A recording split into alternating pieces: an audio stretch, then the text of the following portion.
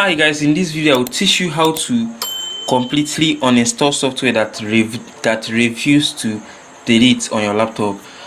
What you have to do is to click this your Windows icon and choose any app, that app that you want to delete that is not deleting. Let me do, for example, I want to delete this brush stripe, so I don't want to delete it. I love brush stripe, no.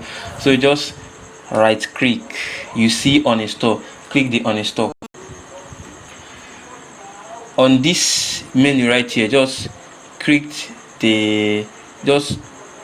click it and left click, you see uninstall, hit the uninstall. I don't want to click it, just click the uninstall. The app will remove this shortcut to remove everything. After doing it, go back and go to your file where you downloaded it. If you want to like clean it from your system, you see the main file.